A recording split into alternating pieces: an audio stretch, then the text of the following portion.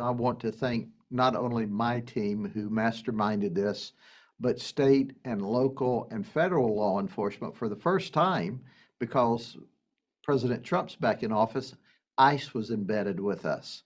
And that was a huge, huge opportunity. We arrested 36 illegal aliens. And you know what we learned from that? 26 of them were not even on the federal government's radar. They had snuck in the country and did not check in. But the way we do these operations, it's made up. One, an illegal immigration operation, but certainly our lead was a human trafficking operation. We're looking for the victims of human trafficking. And then the other one was a sex predator operation where we're looking for those evil pedophiles, those child sex predators that go after our children. And we made a lot of arrests. So our team preps in advance. We know what places to go on social media to find those evil people or to set up for them to come to us. So they did a remarkable job. 255 is the most we've ever arrested in a single operation. But we do these operations frequently, and they come from, I think this time, 13 different states and from throughout the state of Florida to get arrested in Polk County, Florida. When we set up this operation, we asked if ICE would be embedded with us, and they were more than excited to do that. In fact, I spoke with some of their supervisors there as well.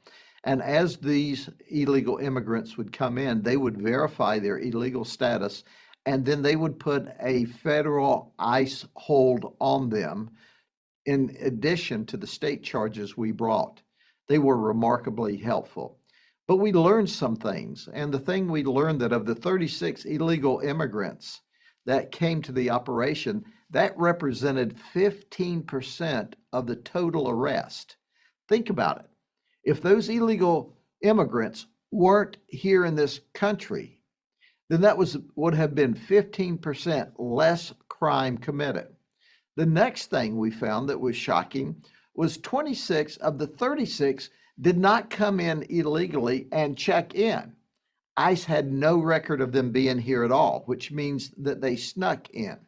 Well, I thought the fool around and find out was the appropriate label for this because that's what they were doing. They were fooling around. We saw a crosscut of American society. We had a medical doctor. I guess if he's not busy saving lives or making people well, he would just make himself happy. Then there was the ex-NFL player who showed up. And he showed up and left his child, his young child, who had a lot of medical issues, in the car by himself while he came upstairs to pleasure himself. Then there was one of the executives for American Red Cross, as well as all other walks of life. So what we saw with Fool Around and Find Out, there was a pattern of activity by what you would suspect is normal America. Military personnel, retired military personnel, those that we had in position of trust, those we expect more of.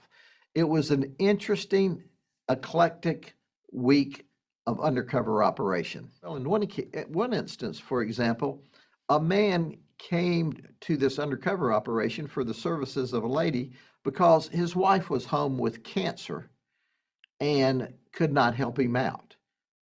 Are you kidding me?